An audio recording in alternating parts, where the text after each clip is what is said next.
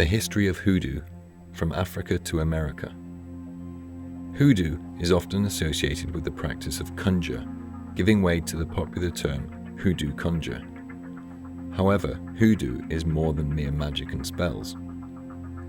Hoodoo is not to be confused with voodoo or vodou, although all practices have emerged from African culture. Instead, hoodoo has its roots in Christianity, with more similarities to Christianity than is let on. Hoodoo was branded a superstition, the label awarded to any practice for which the masses do not have a proper understanding. In other words, a practice that is not a mainstream belief.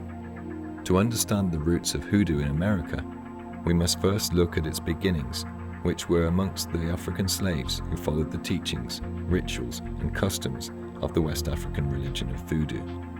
It's safe to establish that hoodoo survived mainly due to its acceptance as a sort of folk religion, which relies on beliefs, rituals, and practices being passed on from one generation to the next as a traditional cultural heritage. Still, hoodoo is not a religion, it is a heritage. Therefore, when you seek to know more about hoodoo, you are delving deeper into the legacy, traditions, practices, and culture of the African American slaves and their descendants.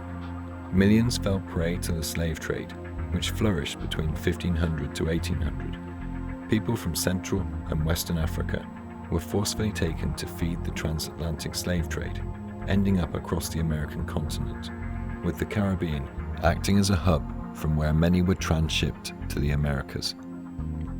The first slaves to enter North America came to Virginia in 1619, and so the South became the most prominent North American region for slavery, and subsequently the birthplace of hoodoo. Hoodoo became both a protector and weapon for fighting against the injustices suffered by the African American people. Freed slaves, and those still in bondage, relied on hoodoo as a form of spiritual healing. It was a link to their African heritage, and also a weapon to rebel against their oppressors.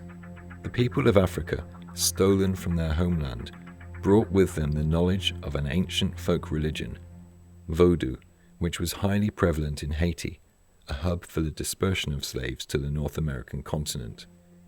Healing, divine intervention, and spiritual protection is the promise of hoodoo, and not the corrupted version viewed in the US of black magic, hedonism, casting hexes, and sorcery used for evil purposes against society. Vodou, an ancient religion, was already being viewed as a primitive form of evil magic practiced in Africa. It was convenient for slave owners to categorize the practices of the enslaved people as evil and primitive as a means to justify the Western imperialistic tactics adopted by slave traders. This perception was further endorsed by Christian missionaries intent on saving the souls of the primitive people practicing black magic. The areas of North Carolina and Georgia were soon populated by African slaves brought in from the Congo and Angola regions. With them, they brought knowledge of ancient Western African folk religions. These people suffered many atrocities. They were tortured, starved, and overworked. Therefore, a great need, a huge hunger for justice prevailed among the enslaved people of Africa. And it is from this enormous need that hoodoo was born. Born out of the souls of dead slaves whose spirits empowered the first conjurers to discover the power and a weapon to fight back spiritually through hoodoo. Spirit worship dominated the African traditional religions. Spirits of the dead ancestors, spirits of the land, and deities worshipped on the African continent were venerated. However, all that was going to change as the African slaves were influenced by the teachings and supernatural beliefs of the new religions and ethnicities they became exposed to.